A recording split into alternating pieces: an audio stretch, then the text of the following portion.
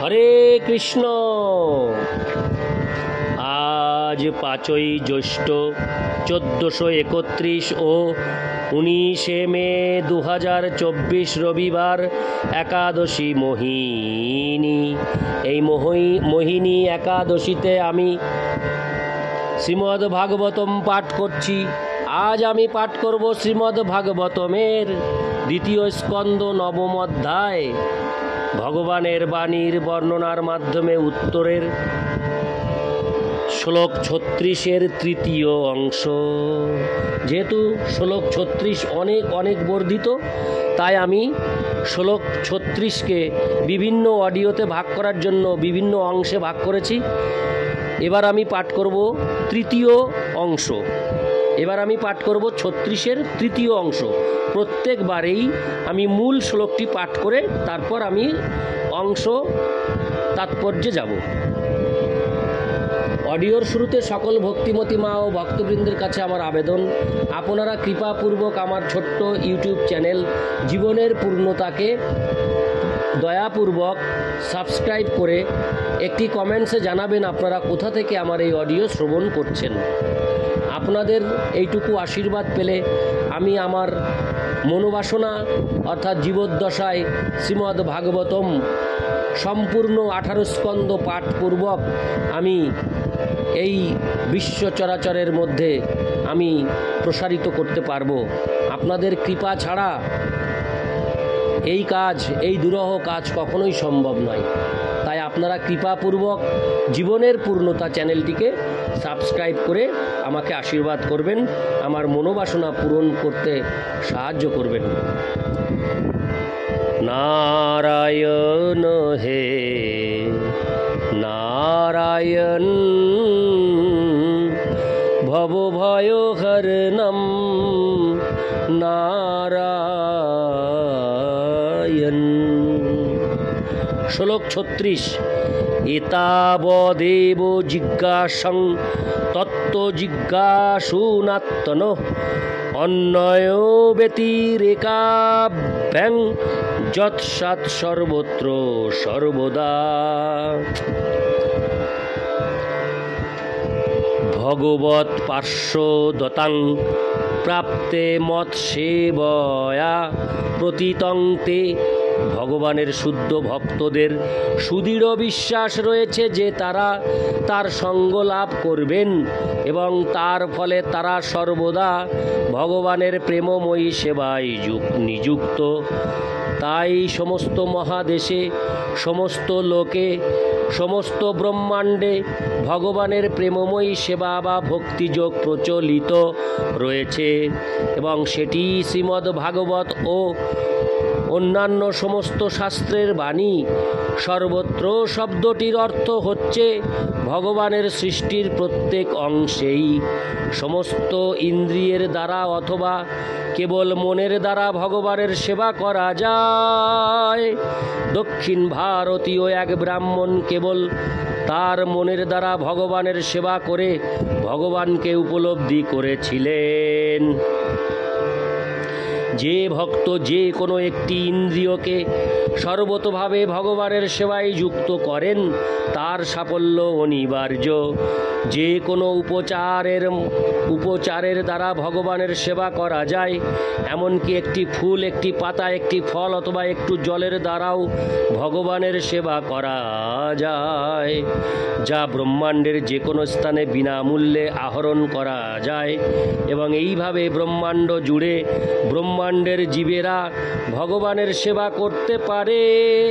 কেবল শ্রবণ করার মাধ্যমে তার সেবা করা যায়, তার লীলা কীর্তন করার মাধ্যমে অথবা পাঠ করার মাধ্যমে তার সেবা করা যায়, অথবা তাকে স্বীকার করার মাধ্যমে এবং তার আরাধনা করার মাধ্যমে তাকে সেবা করা যায়। শ্রীমদ্ ভগবদ্ গীতায় বলা হয়েছে যে স্বীয় কর্মের ফল ভগবানকে নিবেদন করার মাধ্যমেও ভগবানের সেবা করা যায়, তা সে যাই করুক না কেন।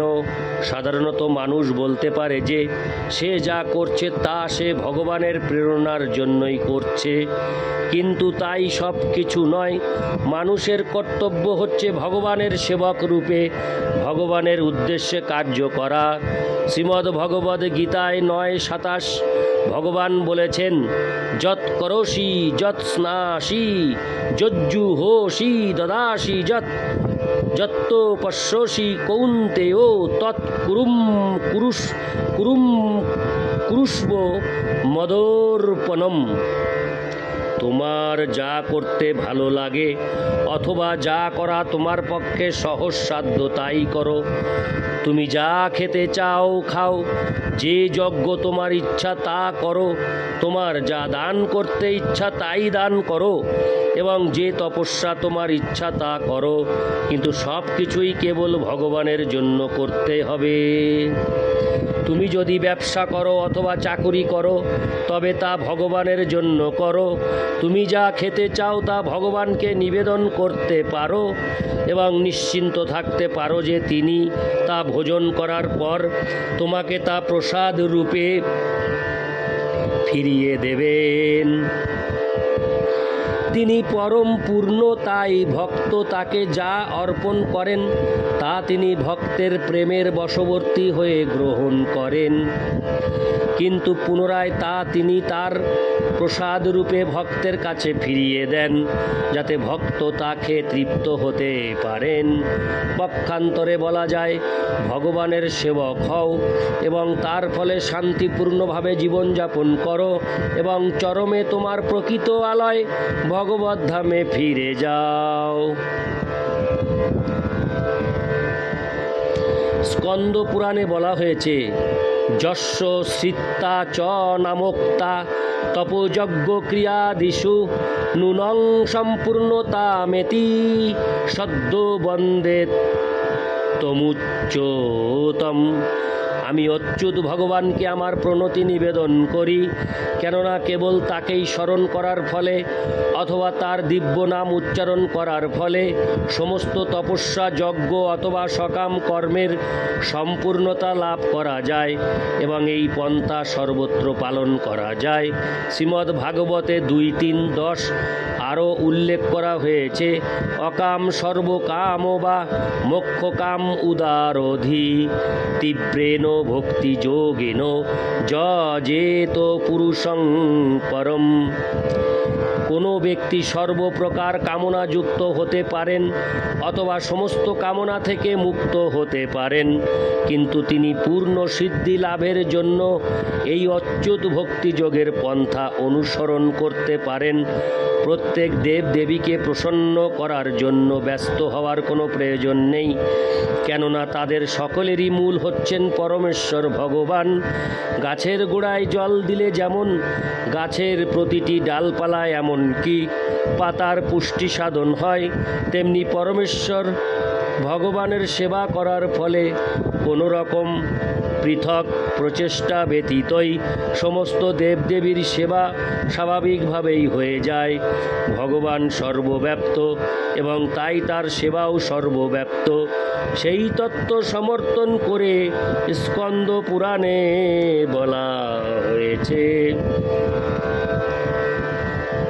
অর্চিতে দেব দেবেশ শঙ্খ চক্র গদা ধরে অর্চিতা সর্বদেবা সূর্যত সর্বগত হরি।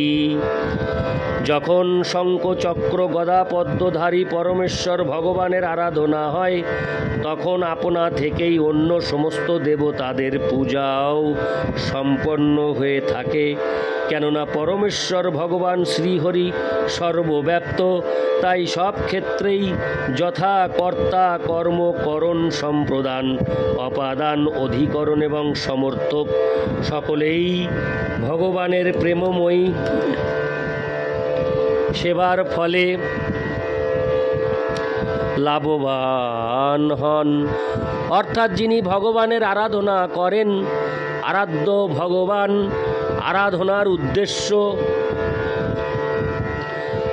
আরাধনার উপকরণের উৎস, আরাধনার স্থান ইত্যাদি সব কিছুই লাভান্বিত হয়। আমি এখানেই তৃতীয় অংশ 36 নং শ্লোকের তৃতীয় অংশ সমাপ্ত করছি। এরপর চতুর্থ অংশে 36 নং শ্লোক সমাপ্তি ঘটবে। আমি পরবর্তী অডিওতে আমি 36 নং শ্লোকের শেষ অংশ পাঠ করব। অডিওর পরিশেষে সকল ভক্তিমতী মা ও ভক্তবৃন্দের কাছে আমার আবেদন, আপনারা কৃপা করলেই এটা সম্ভব। আপনারা কৃপাপূর্বক সকলেই যে যেখান থেকে এই অডিও শ্রবণ করবেন সেখান থেকে আমাকে একটি কমেন্টস করে জানাবেন আপনারা কোথা থেকে শ্রবণ করছেন। আমার খুব শুনতে আগ্রহ হয় আমার অডিও কতদূর পৌঁছে গেল সেটি খুব জানতে ইচ্ছা করে। আর আপনারা জীবনের পূর্ণতা এই ভাগবতম পাঠের চ্যানেলটিকে সাবস্ক্রাইব করে অনেক দূর পৌঁছে দিন, যাতে আমি 18টি স্কন্দ আমি অনলাইনের মাধ্যমে মানুষের কাছে পৌঁছে দিতে পারি। ভাগবতমের 18 স্কন্দ আমি মানুষের কাছে পৌঁছাতে পারি। এইটুকু আপনাদের কাছে আমার আশা ও পাওয়া রইল। নারায়ণ হে নারায়ণ ভবভয়হরণম নারায়ণ।